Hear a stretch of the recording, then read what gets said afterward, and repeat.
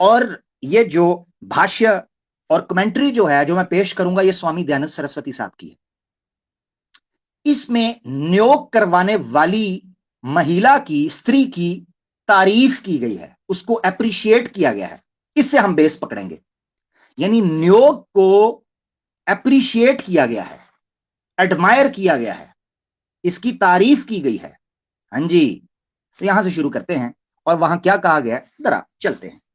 आपकी स्क्रीन के ऊपर अथर्ववेद, उसका पूरा हवाला है, और ये सत्यार्थ प्रकाश जो हिंदी वर्जन है, उसके सफा 99 के ऊपर इस मंत्र को कोट किया है स्वामी दयानंद सरस्वती साहब ने।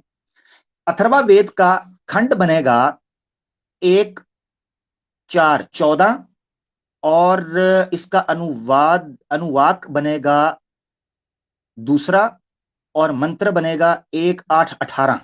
ठीक है ना, गिनती भी मैं सीख रहा हूं तो इसलिए मैं उसको रिपीट कर रहा हूं, वैसे तो आपकी स्क्रीन के ऊपर है। ठीक है ना जी, तो मंत्र बन जाएगा इसका 18 आपकी स्क्रीन के ऊपर। उसका भाष्य लिखते हुए वो कहते हैं, ओ पति और देवर के को दुख ना देने वाली स्त्री। अब देवर को यहां मैंने येलो हाईलाइट किया, उसकी वजह क्या है अभी बताता हूं। पति और देवर, अब देवर एक ऐसा शब्द है जिसको आमतौर पर पति के, यानी एक औरत के पति के छोटे भाई या बड़े भाई के तौर पर समझा जाता है, उसको देवर कहा जाता है। मगर जब पति के कॉन्टेक्स्ट में देवर आए, उसका मतलब क्या होता है, स्वामी जी की जुबानी आपको, निरुक्त का आपको हवाला मैं अभी दिखा दूंगा। तो अथर्ववेद के अंदर कहते हैं, ओ पति और देवर को दुख ना देने वाली स्त्री, तू इस गृहश्रम में, हाँ, पशुओं के लिए। अच्छा, ये पूरा है, मैं उसको पूरा पढ़ूंगा तो स्लो डाउन हो जाएगा, मैं आपको क्रक्स निकाल देता हूं। यहां पर यह कहा गया है कि पति और देवर को जो दुख नहीं देती स्त्री, और गृहश्रम में, गृहश्रम कहते, मैंने आपको बताया गृहश्रम 4 किस्म के आश्रम पाए जाते हैं, उनमें गृहश्रम जो है ये एक एज के बाद माना जाता है सनातन धर्म में, ऐसा आश्रम जिसमें आप गृहस्थी यानी घर को बसाते हैं, फैमिली स्टार्ट करते हैं, शादी ब्याह बच्चे, फैमिली प्लानिंग, ये सारी चीजें गृह आश्रम के अंदर आती हैं। तो वो कहते हैं कि गृह आश्रम में तुम अपने पति और देवर को दुख नहीं देती, उनके साथ अच्छे से चलती हो। और आगे आ जाए सेकंड लास्ट लाइन के अंदर, वो क्या कहते हैं, वो कहती हैं देवर की कामना करने वाली, ये येलो हाईलाइटेड है सेकंड लास्ट लाइन, देवर की कामना करने वाली। क्यों इसको कहा है, शूरवीर पुत्रों की जनने, यानी शूरवीर पुत्र, ऐसी संतान जो बड़ी ताकतवर है, पावरफुल, बड़ी स्ट्रांग, हेल्दी, ऐसे पुत्रों को जन्म देने वाली हो, और देवर की कामना करने वाली हो। कामना का क्या मतलब है, चाहत, ख्वाहिश, तमन्ना, आरजू, डिजायर, डिमांड, आय हाय। तो देवर की कामना करने वाली, सोचने की बात यह है कि पति देव मौजूद हो तो देवर की कामना करने की जरूरत क्या है, यानी देवर की ख्वाहिश करने की क्या जरूरत है। मगर देखें अथर्ववेद के अंदर इस चीज को अप्रिशिएट किया गया है कि एक स्त्री अपने पति के साथ साथ देवर को दुख भी ना दे और देवर की कामना भी करने वाली हो। और सुख, अच्छा, सुख देनहारी पति व देवर के, अच्छा, पति व देवर को प्राप्त होके, अच्छा, इस ग्रह, ठीक है, आगे बढ़ते हैं।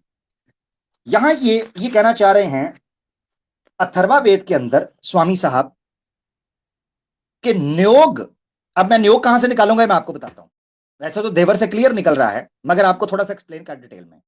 तो यहां न्योग को अप्रिशिएट किया जा रहा है ऐसी स्त्री को जो पति और देवर के साथ सुखी रहती है, उनकी सेवा करती है, उसको दुख नहीं देती और देवर की कामना करने वाली होती है, सुख के साथ रहती है, उसकी एप्रिसिएशन की गई है उस स्त्री की।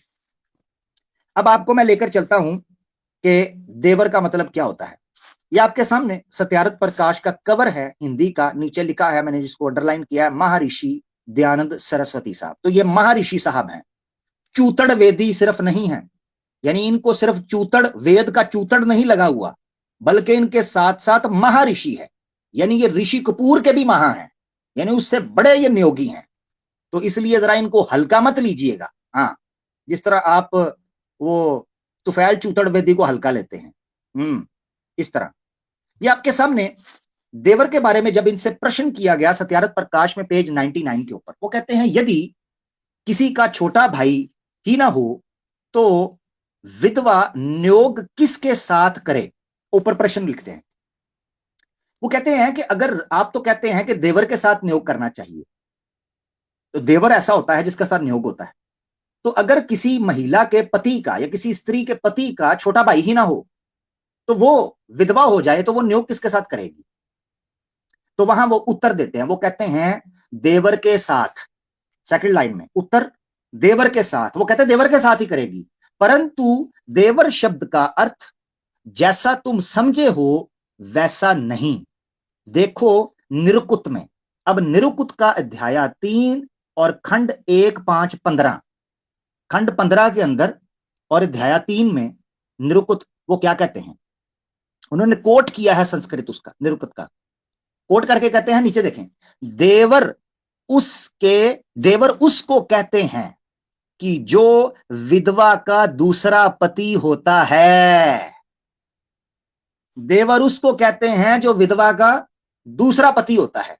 अब ये पूरी डिटेल वो बयान करते हैं, चाहे उनका छोटा भाई हो या ना हो। वो कहते हैं चाहे छोटा भाई व बड़ा भाई अथवा अपने वर्ण व अपने से उत्तम वर्ण वाला हो, यानी देवर उसे कहेंगे, भाई हो छोटा बड़ा या अपने वर्ण या अपने से उत्तम वर्ण का कोई भी पुरुष हो जो के विधवा के साथ ठुकाई का काम करे, जिसको आप ठुकाई प्लेयर कह लें या ठुकाई मास्टर कह लें, जो होगा उसको देवर कहेंगे।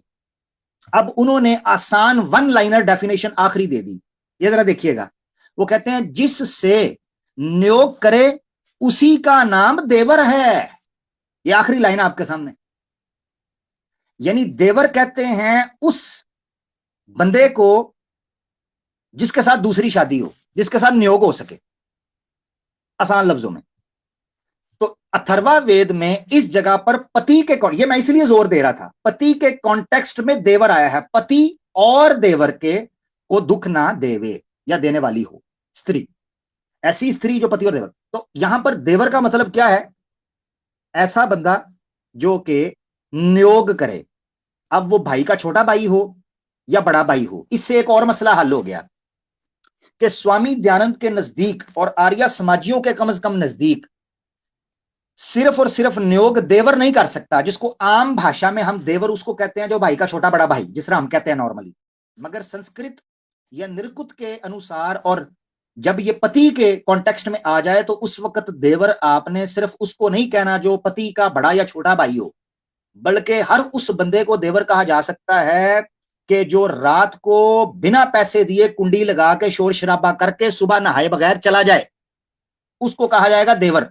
और 9 महीने बाद घर में रफड़ पड़ जाए कि अम्मी हॉस्पिटल एक करी जान छुड़ा दो, तो वो जो कार्रवाई और गंद करके जाएगा, उस गंद करने वाले को कहते हैं देवर। ऐसा ये अश्लील समाज है कि इन्होंने रिश्तों की धज्जियां और परखच्चे उड़ाकर रख दिए हैं कि जिनको कल तक भाभी मां सम्मान समझा जाता था, उनका मतलब ये रख दिया कि भाभी मां सम्मान है तो भाभी को मां बनाकर छोड़ेंगे, काम सीधा करेंगे। चेक करो जरा, यानी भाभी मां सम्मान है तो भाभी को मां बनाकर छोड़ेंगे। कम तियां ते सुई 100 ते गेयर छटा हैंड ब्रेक उत्ते सीट बेल्ट कट दी हुई है, देखी जाएगी ते हारन पा यार कमाल है। मसलन ये यार रिश्तों की मैया जो है इन्होंने उखाड़ कर रख दी है। मैं ज्यादा कुछ नहीं कहता, फिर कहते हैं आमिर बोलता है, तो बोलू ना तो और क्या करूं। आप गंद करते हो तो उस पर बोले भी ना, फिर कहते हैं जी इसको मेरे फेक आइडिया बना के ग्रुपों में डाल रहे हैं। उल्लू के पठो मैं वेला बैठा हूं जी, टुनियों की ठुकाई करनी है ग्रुप में आ जाओ, टुनियों की ठुकाई करनी है, ठुकाई करूंगा, लाइव करूंगा। उल्लू के पठो, मैं बंद कमरों के अंदर चड्डी उतारने वाला नहीं हूं, मैं खुलेआम करने वाला हूं। मैंने पहले कहा था ना मैं को मुफ्ती हूं, ना स्कॉलर हूं, ना कोई अलामा हूं, ना मौलाना हूं, मैं आमिर हक हूं, जो करूंगा सरेआम करूंगा। तुम्हारी इज्जत को नीलाम करूंगा। चलो कुछ तो अच्छा काम करूंगा, तुम करते रहो राम राम। थोड़ी तरमीम के बाद मैं तुम्हारा जीना हराम करूंगा लाइव। तो बंद कमरों के अंदर ना जाएं। हाँ कि जी लिंक आएगा तो फलानी जगह पर टुकाई होगी, ना ना ना, चौंक चौराहे के अंदर होगी। हाँ कर लो रिपोर्टें जिसने करनी है, उखाड़ लो। महाराष्ट्र साइबर ਤੁਹਾਡੀ ऐसी दी तैसी ਤੁਹਾਡੇ ਵੱਡੇ डॉक्सिंग वालियां दी जो कटना मेरा कट लो। आगे बढ़ते हैं जनाब। तो देवर का आपने गंद देख लिया। अब कहते हैं कि जनाब स्त्री जो है वो बेचारी, अगर देखो यार जवानी के अंदर, हाँ जी, अपनी यूथ के अंदर, अपनी खूबसूरती के अंदर, अपने टाइम के अंदर उस बेचारी का पति जनाब चला गया, उसको दुख है, वो उसकी याद में उसकी संतान को पाल रही है और उसका इंतजार करना चाहती है कि अगले जन्म में उसका साथ हासिल कर सके, उसके साथ मिल सके। अब ये समाज कहता है जो बीत गया वो सपना, जो अब है वो अपना। हाय, जो बीत गया वो सपना, जो अब है वो अपना, ज्यादा खपना। थोड़ा पड़ेगा थकना। तो आगे चलते हैं, ये देखिए जरा, ऋग्वेद के अंदर कहते हैं छोड़ो रात गई बात गई, टेंशन काहे की। ये देखिए ऋग्वेद कोट करते हैं स्वामी दयानंद सरस्वती साहब, और ऋग्वेद कोट करके इसका मंडल बन जाएगा जनाब 10वां, और सूक्त बनेगा 1, 8, 18, और मंत्र बनेगा 8। इसको चेक कर सकते हैं आप, ठीक है जी। मैंने सत्यारथ प्रकाश से लिया, किसी को हवाला चाहिए होगा दे दूंगा। अच्छा, कुछ लोग एक और चीज क्लियर कर देता हूं यहाँ। कमेंट्स में मैं देख रहा था कुछ लोग कह रहे थे हमने स्क्रीनशॉट लेने होते हैं तो आप इंग्लिश के रेफरेंसेस या उर्दू के दे दिया करें, कुछ लोग ये कह रहे हैं। देखिए मेरी बात सुने, पता क्या बात है, थोड़ी सी मेहनत आपको करनी पड़ेगी। मैंने चूंकि यहां पर लाइव दंगल लगाना होता है, लाइव, तो मेरे पास रेफरेंसेस वो चाहिए कि अगले के पास बहाना ना हो, वो ये ना कह सके हिंदी निकालो फलानी निकालो, जनाब तुम्हें फलाना नहीं पता, ओरिजिनल में ये है, फ्रेजनल में ये है। तो मैंने तो रखने हैं ओरिजिनल हिंदी में, और इसी खातर मैंने हिंदी बोलना या पढ़ना जो है वो सीख रहा हूं। तो मकसद कहने का यह है कि आपको आसान चीज मैं बता देता हूं। सत्यार्थ प्रकाश इंग्लिश और उर्दू के अंदर पीडीएफ अवेलेबल है, उसका चौथा चैप्टर है चतुर्थ समूलास, चतुर्थ समूलास पता नहीं क्या है। तो चौथा चैप्टर जो है वो आप पढ़ लें, वो सारे का सारा नियोग से उन्होंने गंदा कर दिया है पेपर्स को, वो आप पढ़ लें, आपको पता चल जाएगा, ठीक है ना जी।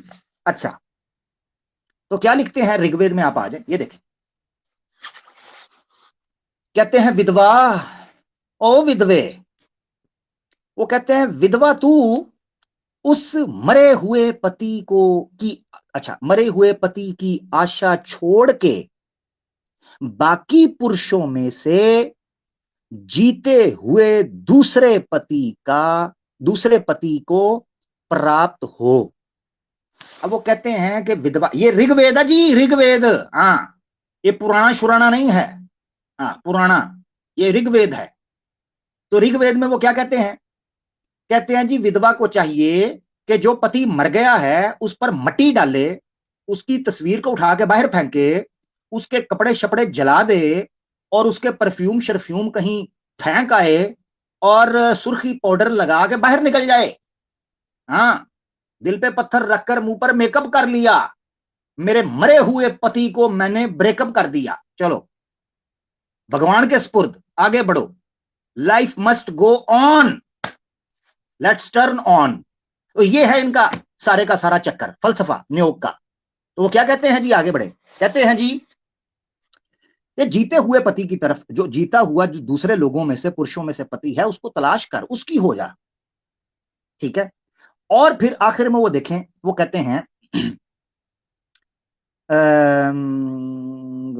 ठीक है, जना हुआ बालक, अच्छा ठीक, हाँ ये इंपॉर्टेंट है।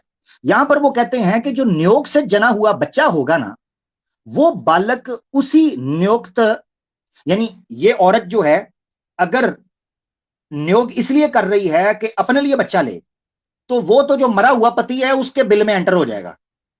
और अगर ये औरत नियोग इसलिए कर रही है कि बच्चा उस बंदे का हो जो नियोग कर रहा है, तो बच्चा उसका ही होगा, यानी ये कमाल है।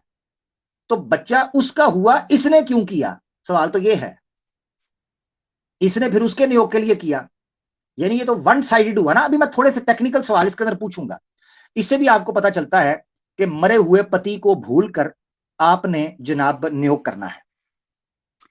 यहां पर दो बड़े एतराजात उठते हैं सनातनियों की तरफ से, या क्लैरिफिकेशंस आती हैं सनातनियों की तरफ से नियोग के हवाले से, उनको मैं पहले ही क्लियर कर दूंगा, तो टेंशन नहीं लेनी, आपने साथ रहना है। जो दो बड़े ड्रामे, लॉलीपॉप और फ्रॉड और तकिया इन सनातनियां ये करते हैं, वो मैं आज पोल उनका भी खोल दूंगा। मगर आपको बताता हूं कि मरे हुए पति को भूलकर ऋग्वेदा के अंदर लिखा है आपने नियोग करना है। सवाल होता था कितनी बार नियोग करना है, यानी ये कितनी बार आप कर सकते हैं, कितनी ऑप्शंस हैं, ठीक है ना।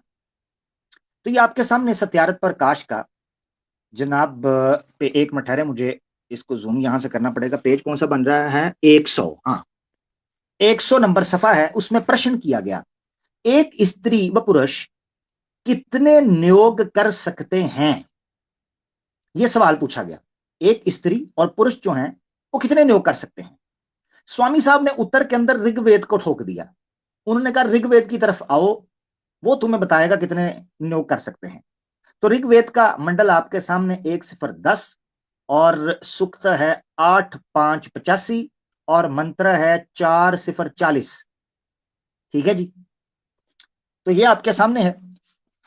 अब आप देखिएगा वो क्या कहते हैं, कितनी बार कर सकते हैं। आखिरी लाइन आपने पढ़नी है, पूरा भाष्य छोड़ें, आखिरी लाइन 3 लाइनों के अंदर उसका निचोड़ है। वो कहते हैं जैसे थर्ड लास्ट लाइन जो है, जैसे इस मंत्र में 11वें पुरुष तक स्त्री नियोग कर सकती है, वैसे पुरुष भी 11वीं स्त्री तक नियोग कर सकता है। ये ऋग्वेद का भाष्य लिख रहे हैं स्वामी दयानंद सरस्वती साहब सत्यार्थ प्रकाश के अंदर। इससे पता चलता है कि नियोग एक बार नहीं, 2 बार नहीं, 11 बार किया जा सकता है, 11 बार। और ये 11 बार नियोग का टाइटल है, ठुकाई बीच में प्लस है। ये ऐसे ही समझें कि आप एक डब्बा बड़ा लेके आते हैं, उसके अंदर छोटी छोटी पैकिंग होती है। मिसाल के तौर पे आप कहते हैं ये बॉक्स कितने का है भाई साहब, वो कहते हैं जी ये 200 का है। कितनी पैकिंग है जी, कहते हैं 12। उन्होंने कहा जी वाह, 12 दिन तो निकल जाएंगे मेरे, ठीक हो गया। तो ये एक नियोग के अंदर फिर मुख्तलिफ पैकिंग है जो डिटेल के अंदर आपको समझ आएगी, उसकी तरह मैं इशारे करूंगा आगे। तो ये पैकिंग है। अच्छा, अब 11 बच्चा करने या 11 नियोग करने का मकसद क्या है। आपको आमतौर पर आर्य समाजी ये कहते हुए दिखाई देंगे दो चीजें। मैंने कहा था ना, मैं 2 सवालों के जवाब आपको दे दूंगा जो ये पहले ही फ्रॉड करते हैं आर्य समाजी और सनातनी नियोग के वाले से। नंबर 1, वो कहते हैं जी देखें, नियोग जो है वो सिर्फ विधवा और रंडवा करेंगे, यानी ऐसी औरत जिसका पति मर गया, विडो, और ऐसा बंदा जिसकी बीवी मर गई, रंडवा, ठीक है ना जी, ये करेंगे। नंबर 1 इनका ब्लंडर होता है। और नंबर 2 ब्लंडर इनका ये होता है कि औलाद प्राप्त, संतान प्राप्त करने के लिए, संतान की उत्पत्ति के लिए नियोग किया जाता है, यानी औलाद चाहिए होती है आगे नस्ल बढ़ाने के लिए। तो इन 2 चीजों, यानी ये 2 शर्तें हैं, और भी शर्तें हैं मगर बेसिक ये फ्रॉड करते हैं कि नियोग सिर्फ वही लोग कर सकते हैं। तो इसको तो आगे चलकर खोलेंगे, मगर आप ये देखें कि दूसरा 11 नियोग का जो कहा गया उसके पीछे वजह क्या है, ऋग्वेद आपके सामने। ये भी सत्यार्थ प्रकाश के हिंदी वर्जन में 97 नंबर पेज है, और ऋग्वेद का मंत्र कोट किया है मंडल 10 से, सूक्त वही 8-5-85 और मंत्र है 4-5-45। मंत्र 45 पे आप आ जाए, ठीक है ना जी, 10वें मंडल के। उसको कोट करने के बाद स्वामी दयानंद साहब क्या लिखते हैं, वो कहते हैं, है स्त्री, ये पूरा आप पढ़ दें, आपकी स्क्रीन के ऊपर है, और मिड में मैं पढ़ रहा हूं जो मैंने हाईलाइट किया ताकि टाइम भी बचे। कोई अगर किसी को मसला होगा कि इसके ऊपर नीचे जवाब है तो वो भी मुझे बता दे, मैं उसको जरूर देखूंगा, ठीक है। वो कहते हैं, ओ स्त्री, ओ नियोग करवाने वाली लड़की, तू भी विवाहित पुरुष व नियोगित पुरुषों से दशा संतान उत्पन्न कर। ओ लड़की, तू या तो शादी से या नियोग से 10 बच्चे पैदा कर, 10 बच्चे। तो नियोग करना, 11 नियोग जो किए जा रहे हैं उसके पीछे वजह क्या है, 10, तो 11वां तो पति होगा ना, 11वां पति होगा, 10 बच्चे होंगे। तो ये पूरी फुटबॉल की टीम स्वामी दयानंद सरस्वती साहब उस वक्त बनवा रहे हैं ऋग्वेदा के अंदर, जब फुटबॉल का जिक्र तक नहीं था। अब मुझे नहीं पता इनके भगवान जो 33 कोटि जो भगवान है वो ऊपर फुटबॉल खेलते थे कहीं, तो उन्होंने कहा यार टीम पूरी नहीं हो रही, हमारा गोलकीपर नहीं बन रहा, तो चलो यार नियोग करते हैं गोलकीपर तो निकालें अगले मैच के लिए। चलो यार ठीक है, टीम तो तगड़ी है, गोलकीपर भी सेट है, कोच तो हो, चलो यार नियोग करते हैं, कोच निकालते हैं। और यार ये अंपायर हमें धोखा दे रहा है, ये बायस्ड है, चलो नियोग करते हैं अगला अंपायर इस संतान से निकालते हैं, चलो फुटबॉल टीम तो बनेगी ना, चलो जी कम चौक के रखो। तो ये मुझे ऐसे लग रहा था कि ये किसी ऐसे बंदे ने लिखी है जो चाह रहा था कि जनाब ढेरों ढेर संतान पैदा की जाए ताकि जंग लड़ी जाए, क्योंकि पुराने वक्तों के अंदर यह चीज होती थी कि जिसकी संतान ज्यादा होगी वो अपने बच्चों को मुख्तलिफ इलाकों के अंदर किसी को गवर्नर किसी को राजा लगा सकता है। ये बाकायदा आपको एक टेक्निक समझ आती है। अब आर्य समाज के बानी 1875 के अंदर ढेंगियां मारते रहे हैं, उस वक्त आपने इतनी संतान क्या करनी थी, कबाड़ा कर दिया है आपने, ले दे गए हैं। तो बहरहाल आगे बढ़ते हैं। इसके बाद आपको यह समझना चाहिए आसान भाषा में कि नियोग और विवाह में अंतर क्या है। यानी ये आमतौर पर मैं आपको बताऊं, स्वामी दयानंद सरस्वती ने भी लिखा है और बड़े बड़े सनातनी भी इस चीज के कायल हैं कि हिंदू जो फिलॉसफी है और हिंदू जो जुरिस्प्रूडेंस है, वैदिक जो शास्त्र हैं, उनके अनुसार 8 किस्म के विवाह माने जाते हैं। 8 किस्म के, उसमें कुछ अच्छे माने जाते हैं, कुछ बुरे माने जाते हैं, अभी उससे बहस नहीं। उसमें न्योग का जिक्र नहीं, क्योंकि न्योग एक सेपरेट अलग चीज है, क्योंकि इसको विवाह से अलग एक अंतर चीज माना जाता है, उसमें डिफरेंस किया जाता है विवाह से। तो क्या फर्क है, 5 बड़े फर्क सत्यार्थ प्रकाश में स्वामी दयानंद सरस्वती साहब ने बयान किए हैं, वो मैं आपके सामने रख देता हूं। ठीक है जी, आपकी स्क्रीन के ऊपर पेज नंबर 93 के ऊपर प्रश्न पूछा गया कि पुनर्विवाह और नियोग में क्या भेद है, कि इसमें क्या, इसका राज क्या है, इनमें फर्क क्या है और कैसे इनके दरमियान फर्क किया जाता है। ये जो 5 चीजें हैं, मैं हवाला हटा के आपकी तवज्जो चाह रहा हूं, ये 5 चीजें पल्ले बांध के रख लें, क्योंकि जब मैंने क्लाइमैक्स पर पहुंचना है आज के प्रोग्राम के, तो ये 5 चीजें मैंने आपको याद करवानी है, क्योंकि इसके अंदर एक राज छुपा हुआ है। 5 चीजें, ये जो अंतर बयान करने लगे हैं नियोग और विवाह के अंदर, इसको लिख लें, ये याद कर लें अगर आपका हाफजा अच्छा है। अगर मेरी तरह का हाफजा है तो लिख लें, अगर शक्ति कपूर की तरह का हाफजा है तो फिर याद रख लें, यही कह सकते हैं। ठीक है जी, ये देखें जरा, चलते हैं। वो कहते हैं पहला क्या है, मैं तेजी से क्रक्स निकालूंगा, जो जुमला मैंने हाईलाइट किया उसका बताना मकसद है, क्योंकि उससे मेरा इस्तदलाल है या मेरा पॉइंट ऑफ रेफरेंस है। तो जो मैं तेजी से चलूंगा ताकि पूरी इबारत पढ़कर बोर भी ना करूं और अपने लफ्जों के अंदर बयान कर दूं, जो कहेगा मैंने गलत किया तो मुझे बता दे, मैं उसको ठीक कर लूंगा या आपके सामने निकाल दूंगा। वाला पहली चीज वो कहते हैं कि जो नॉर्मल शादी होती है, उस शादी के अंदर लड़की अपने पिता का घर, अपने फादर का घर छोड़कर अपने पति के घर पधार जाती है और सारी जिंदगी वहां रहती है, मरने तक उसने वहीं रहना है। मगर जो विधवा स्त्री होती है ना, वो नियोग करने के बावजूद भी अपने विवाहित पति जो होता है, जो मैरिड उसका हस्बैंड जिसके साथ ऑफिशियली मैरिड है, उसका घर छोड़ के नियोगित यानी जिसके साथ नियोग किया है उसके घर नहीं जाती। यानी बाप के घर से नॉर्मल शादी में वो उधर चली गई, मगर नियोग उसने पति के घर में किया, अगर ऑब्वियसली शादी के बाद ही, क्योंकि इनके बकौल कि वो विधवा होनी चाहिए, वो तो अलग बाद में मैं एक्सप्लेन करूंगा।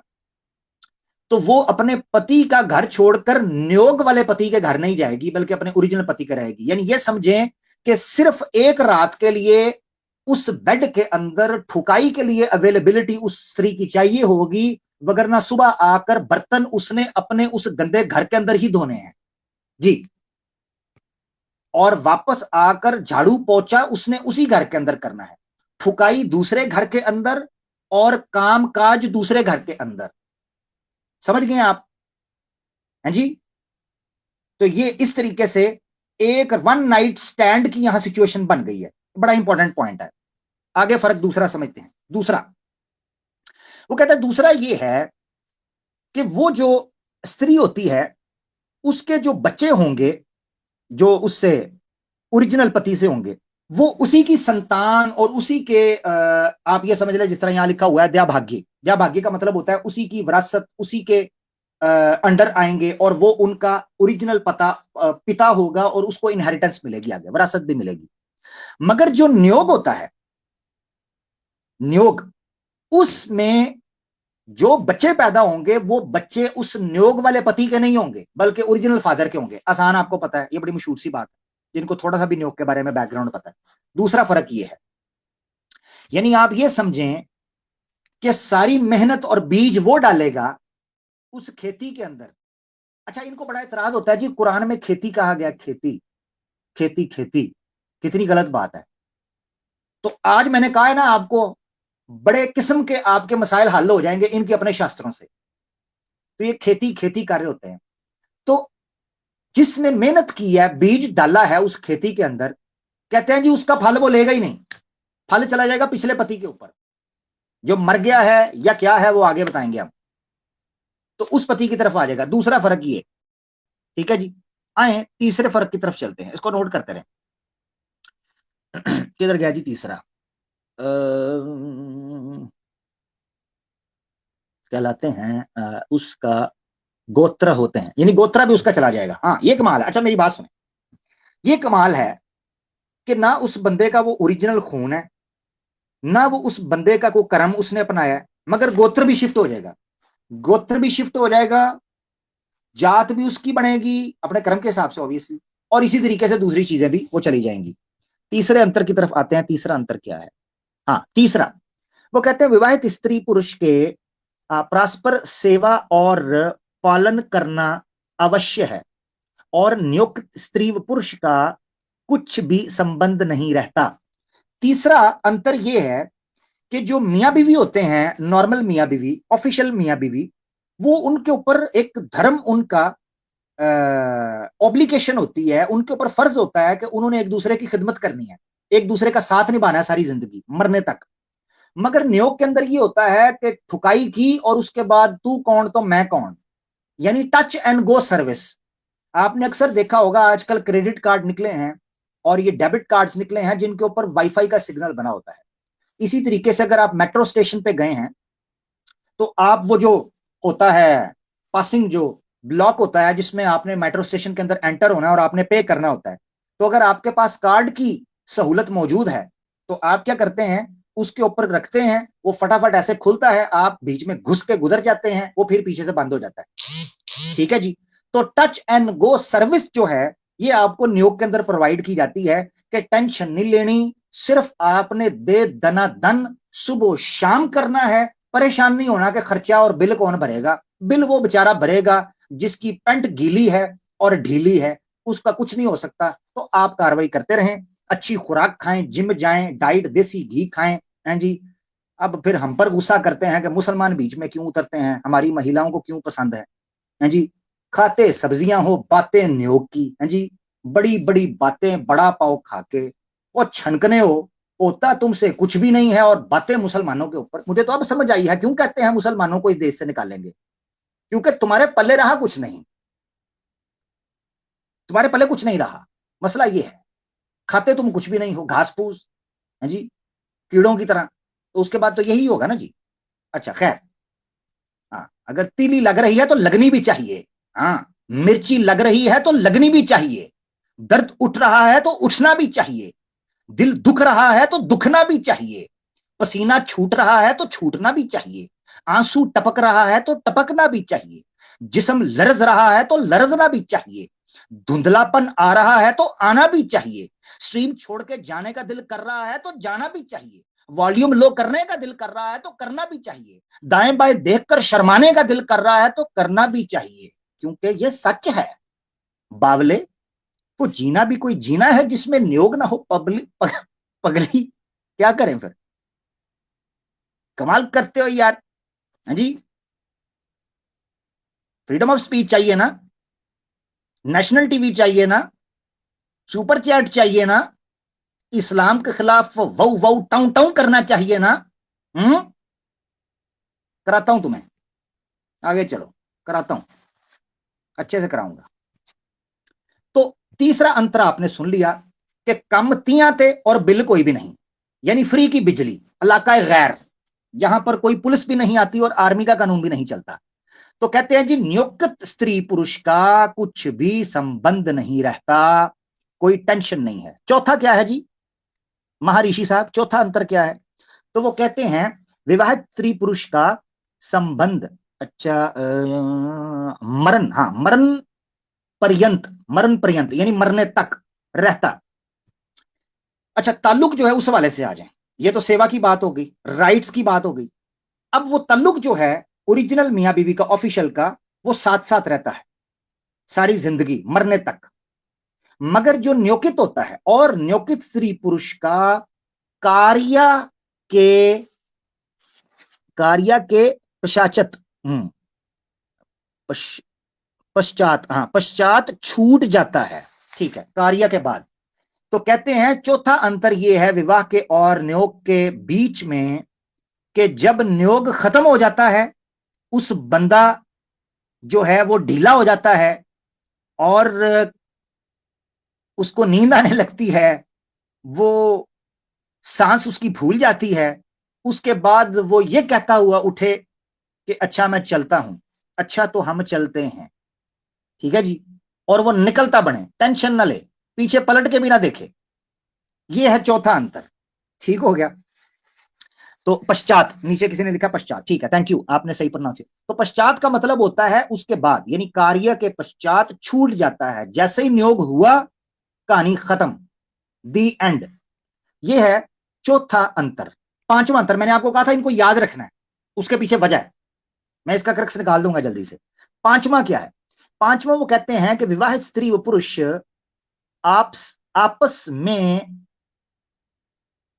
एक मिनट, ग्रह आपस में ग्रह के कार्यों कार्यों की सिद्धि करने में यल किया करते, और नियोजित स्त्री पुरुष अपने अपने घर के काम किया करते हैं। ठीक है, यानी वो कह रहे हैं कि जो नॉर्मल शादी होती है उसके अंदर मियां बीवी दोनों मिलके घर के जो काम होते हैं वो करते हैं।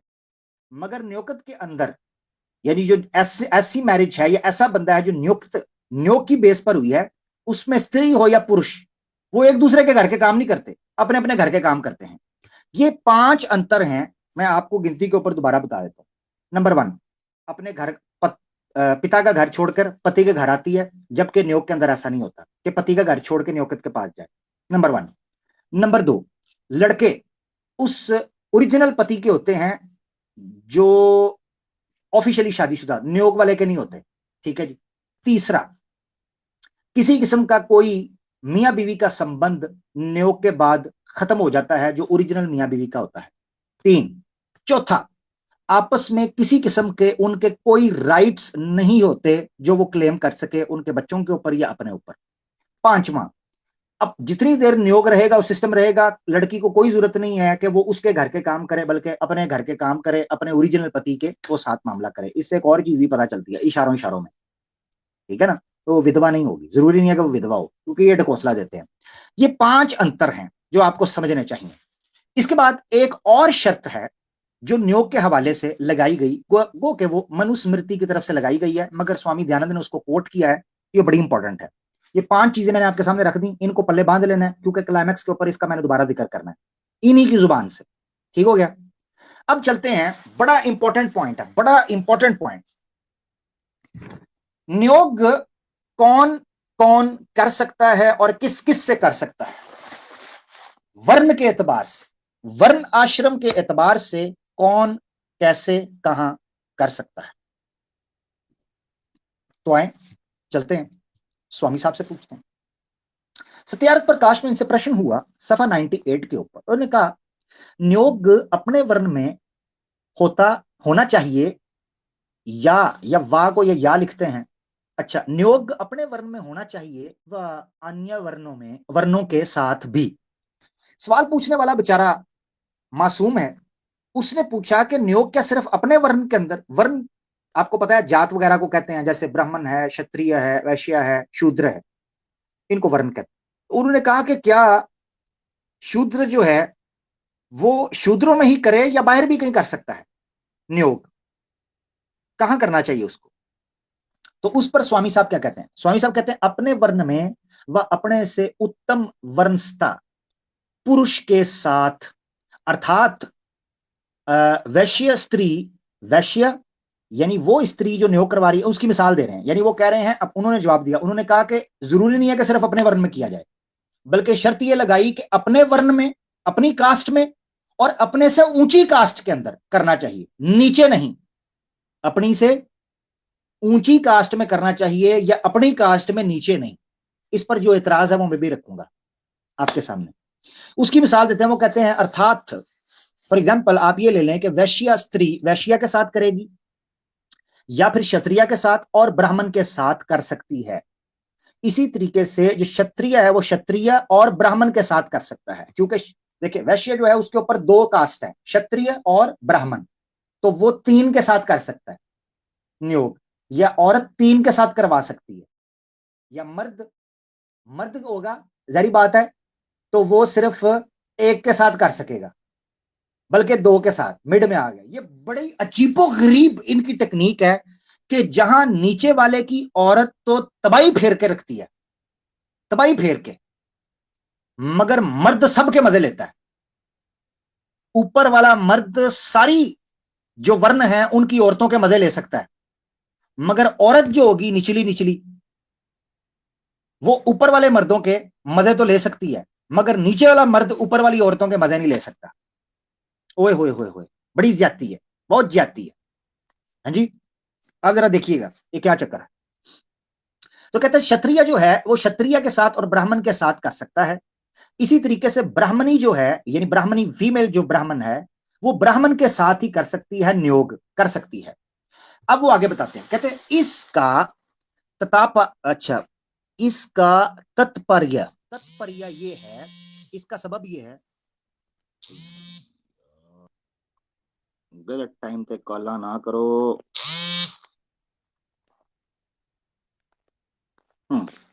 अच्छा, आवाज आ रही है मेरी, जरा बता दीजिएगा। अच्छा, वो इसका कहते हैं, इसका तात्पर्य ये है, यानी इसका मतलब ये समझना चाहिए कि वरिया सम व उत्तम वर्ण का चाहिए। वो कहते हैं ये याद रखें, जो बीज खेती डालेगा वो बीज अच्छी क्वालिटी का चाहिए। अब अच्छी क्वालिटी का पता कैसे चलना चाहिए? अच्छी क्वालिटी का, सेहतमंद का, वो तो शूद्र भी अच्छा हो सकता है, वो तो जनाब हो सकता है मैं भी अच्छा हूं, भाई मुझसे भी करवाओ, मैं भी कैंडिडेट हूं। हाँ, बोला बात है कि बस छोड़ें, मेरा मुंह मत खुलवाएं। तो वो कहते हैं जी वरिया जो है, जो स्पर्म चाहिए आपको, जो कतरा चाहिए जिससे संतान उत्पन्न होगी, वो आपको बेहतर चाहिए, अपने से नीच वर्ण का नहीं। ये नीचे जो येलो किया हुआ मैंने उसको देखें, वो कहते हैं वरिया सम, अच्छा सम यानी सेम, व उत्तम वर्ण का चाहिए, अपने से नीच वर्ण का नहीं। ये सवाल था। इन्होंने फिर कहा कि स्त्री और आगे उन्होंने डिस्कस किया। यहां से एक चीज पता चली, वो ये पता चली बड़ी इंपॉर्टेंट, कि शूद्र जो है उसकी औरत की ठुकाई ऊपर से सारे करेंगे, तीन तीन जो वर्ण है ऊपर, बल्कि शूद्र भी करेंगे, क्षत्रिय भी करेगा, वैश्य भी करेगा और ब्राह्मण भी करेगा, वो चारों करेंगे। मगर नीचे वाला जो शूद्र है वो ऊपर वाली औरत की ठुकाई नहीं कर पाएगा। शूद्र तो उसको मिलेगी, मगर ऊपर वाले की वो ठुकाई नहीं कर पाएगा, उसके लिए मसला बन जाएगा। अब आप अंदाजा करें कि कितनी टेक्निक के साथ इन्होंने ये प्लान बिछाया कि ब्राह्मण तो सबकी औरतों के मजे ले, मगर ब्राह्मण की औरत को हाथ कोई ना डाल पाए, क्योंकि ब्राह्मण सिर्फ, ब्राह्मणी जो है वो सिर्फ ब्राह्मण से नियोग कर सकती है, उसके अलावा कर ही नहीं सकती, क्योंकि अपनी और अपनी से उत्तम वर्ण में, मगर ब्राह्मण से ऊपर तो है ही कोई नहीं। तो ना क्षत्रिय का मर्द को ब्राह्मण के मजे मिलेंगे, ना वैश्य मर्द को ब्राह्मणी के मजे मिलेंगे, ना शूद्र को ब्राह्मणी के मजे मिलेंगे। तो फिर ये काम तो फिर जनाब वही करेंगे जिनको आप कटवे कहते हो। हाय हाय हाय, इस पर चाय की चुस्की बनती है, रोवो बह के। तो फिर कटवों के हिस्से में आएगा जो आएगा, फिर रोते रहो, अब क्या करें हम। हाँ जी, अब इसको भी काट के चला देना। देखें जी लव जिहाद की प्लानिंग तुम्हारी ऐसी थी तैसी, तुम्हारे कुत्ते पिल्ले दुम हिलाते हुए बदबूदार रालें टपकाते हुए नेशनल टीवियों पर बैठकर कुत्तों की तरह भौंकते हैं। तुम्हारा वो जनाब जयपुर डायलॉग्स का पिल्ला है, ड्रामेबाज फ्राडिया, वो कुत्तों की तरह थूक फेंकता है अपनी स्क्रीन के ऊपर, कुत्ता खंग लगी हुई है उस गंजे टकले को, चूतड़वेदी को। वो भौंकता है इस्लाम के खिलाफ और महिलाओं के खिलाफ और मुसलमानों के खिलाफ। उस वक्त तुम्हारी जुबानें नहीं हिलती, उस वक्त तुम्हारे हाथ नहीं कपकपाते, उस वक्त तुम्हें कोई धारा याद नहीं आती। ये सारा कुत्तपुना तुमने मुसलमानों के साथ करना है, हैं? हम बोलते हैं तो हमें रोकते हो, बकवासी हो। अब आगे बढ़ते हैं।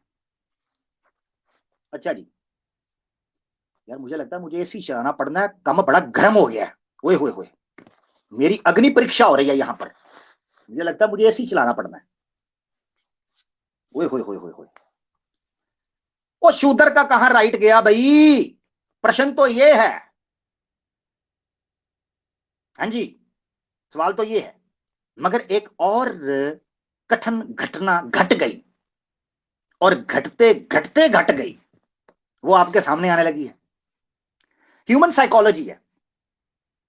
ह्यूमन साइकोलॉजी ये है, वो ये कहती है कि जनाब जिस चीज के अंदर आपको ज्यादा क्यूरोसिटी और जो चीज पहुंच से अप्रोच में बाहर होती है, उसकी चाहत और ज्यादा बढ़ती जाती है जी। यानी जो चीज आपकी अप्रोच से दूर हो जाती है, या आप जिसको देख नहीं पाते या जिसको हासिल नहीं कर पाते, उसकी इच्छा आपको बढ़ जाती है। तो अच्छे की इच्छा ये इंसान की साइकोलॉजी के अंदर होती है। अच्छे की इच्छा, आय हाय क्या बात है, उर्दू के साथ हिंदी, अच्छे की इच्छा, वाह जी वाह। तो अच्छे की इच्छा जो है वो हर इंसान के सर पर सवार होती है। मगर मसला यह है कि सनातन धर्म यह कहता है कि ब्राह्मण तो सबको पेलेगा, ब्राह्मण को कोई ना पेल सके। शूद्र का तो हाथ ही नहीं ना पड़ता वहां पर। क्षत्रिय का कोई दाव दू लग जाए, कोई कहीं कोने खदड़े के अंदर कहीं काबू कर ले तो अलग बात है, शूद्र का तो तस्वुर भी नहीं ना जी। तो अब आपके सामने मैं एक हवाला रखने लगा हूं, जो इस अच्छे की इच्छा का पोल खोल देगा आपके सामने कि क्यों जरूरी है। खुद स्वामी दयानंद सरस्वती साहब सत्यार्थ प्रकाश के पन्ना 70 के ऊपर, सफा 70 के ऊपर लिखते हैं, और शतपथ ब्राह्मण को कोट किया है जी। शतपथ, ये शतप ब्राह्मण नहीं है, शतपथ ब्राह्मण है। कहीं और ना समझ लेना। तो शतपथ ब्राह्मण को कोट करने के बाद कहते कहते ये निश्चित बात है, यानी ये बात क्लियर है, डेफिनेट है। क्या बात? कि अच्छा के जैसी, अच्छा की, अच्छा जैसी प्रेक्ष प्रेक्ष पदार्थ में प्रीति होती है, वैसी अच्छा ठीक है, प्रत्याकश में नहीं। हाँ, इसका मतलब क्या है? अच्छा, प्रेक्ष, जो प्रेक्ष है, प्रेक्ष का मतलब होता है, प्रेक्ष पदार्थ का मतलब होता है ऐसी चीज जो आंखों से ओझल है। प्रेकश कहते हैं जो आपकी नजर में ना आ सके। पदार्थ का मतलब ऐसी को, सब्सटेंस को, ऐसी चीज। तो जैसे प्रेक्ष पदार्थ में प्रीति होती है, यानी उससे मोहब्बत होती है, उसकी चाहत होती है, वैसे प्रत्यक्ष में नहीं, वैसे उस चीज के अंदर नहीं होती जो आपको इजीली अवेलेबल हो जाए। अच्छा, आगे बढ़ते हैं।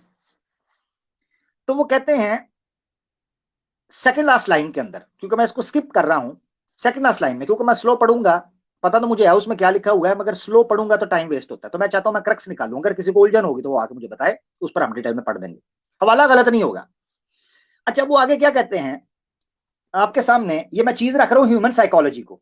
ये जो चीज इंसान की पहुंच से दूर होती है उसमें उसको लालच होती है। तो शूद्र को, वैश्य को, क्षत्रिय को ये लालच होगी कि यार हम इनमें विवाह करें या इनके साथ नियोग करें, क्यों नहीं होगी? यही वजह है कि स्वामी दयानंद सरस्वती साहब ने कहा है, ये बेसिकली जो मैं कोट कर रहा हूं ना शतपथ को, ये उस जगह से कोट कर रहा हूं जहां वो विवाह के बारे में कह रहे हैं कि दूर के गोत्रों में या दूर के रिश्तेदारों में करना चाहिए। अगर आप बचपन में खेलते हुए यारों दोस्तों के गोत्रों में, यानी उन फैमिलीज के करीब करेंगे जिनको आप बचपन से देखते आए हैं, तो उनमें मोहब्बत नहीं होती। वो बहुत जल्दी एक दूसरे से अलग हो जाते हैं, क्योंकि एक दूसरे के बारे में सत्य जानते होते हैं। तो दूर से करें। देखें, थर्ड लास्ट लाइन में वो कहते हैं जैसे किसी प्रेक्ष वास्तव की प्रशंसा प्रशंसा सुनकर मिलने की उत्कट इच्छा होती है। वो कहते हैं जैसे किसी चीज के बारे में आप सुने जिसको आप कभी मिले नहीं है, जिसको कभी आपने देखा नहीं है, मगर उसकी तारीफ सुने, प्रशंसा, उसकी तारीफ सुने, तो वो हम ये शंसा का मतलब उसी से लेना जो हम नबी पाक सल्लल्लाहु अलैहि वसल्लम की ऋग्वेदा के अंदर पेश कोई ले, नरशंसा। नरशंसा का मतलब है ऐसा मर्द जिसकी शंसा की जाए।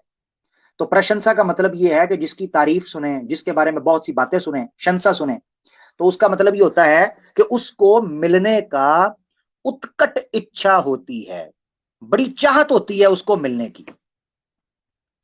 ये खुद वो कह रहे हैं। और आखिर में कहते हैं उसी कन्या से वर का विवाह होना चाहिए। आखिरी लाइन में कहते हैं, यहां ह्यूमन साइकोलॉजी रिवर्स करें तो आपको पता चलेगा कि शूद्र का दिल क्यों नहीं करता होगा कि मैं ब्राह्मणी के साथ नियोग करूं, वैश्य का क्यों नहीं करता होगा उस पुरुष का, और इसी तरीके से क्षत्रिय का। तो ये क्या वजह है कि इन्होंने रिवर्स फॉर्म के अंदर यानी ऊपर से असेंडिंग ऑर्डर तो रखा है, डिसेंडिंग ऑर्डर क्यों नहीं रखा? ठीक है, यानी डिसेंडिंग ऑर्डर रखा है, असेंडिंग ऑर्डर क्यों नहीं रखा, यह बड़ा जरूरी है। तो आगे बढ़ते हैं हम, एक बड़ा इंपॉर्टेंट हवाला है।